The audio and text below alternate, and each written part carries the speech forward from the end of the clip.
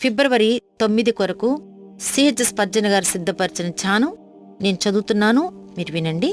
ఆ 3వ భాగమును నేను అగ్నిలో నుండి వెండిని తీసి శుద్ధపరిచినట్లు శుద్ధపరతును, బంగారమును శోధించినట్లు వారిని శోధింతును. వారు నా నామమును బట్టి మొర్రపెట్టగా నేను వారి మొర్రను ఆలకింతును.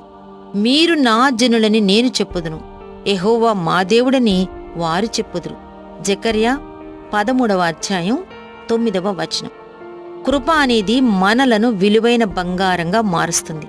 తరువాత అగ్ని కొలిమి ఆ బంగారాన్ని శుద్ధి చేసి మరింత విలువైనదిగా మారుస్తుంది. ఈ విధంగానే మన విశ్వాస జీవితం కూడా ప్రారంభమైందా?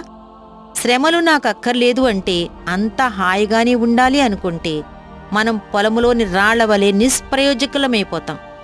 అది ఎలా ఉంటుందంటే, ఏశావు శ్రేష్టమైన నిబంధనా భాగాన్ని విడిచిపెట్టి పనికిరాని తిండి కోసం ఆశపడినట్లు ఉంటుంది.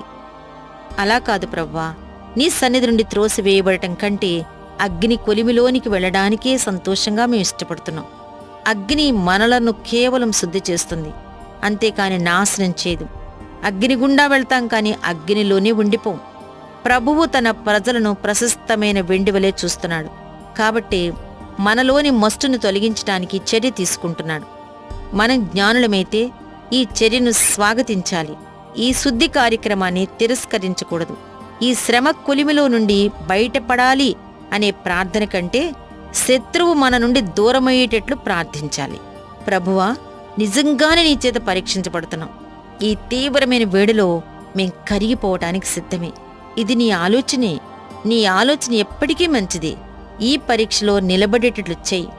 మాలో నీవు తలపెట్టిన శుద్ధి కార్యక్రమాన్ని పూర్తి చెయ్యి.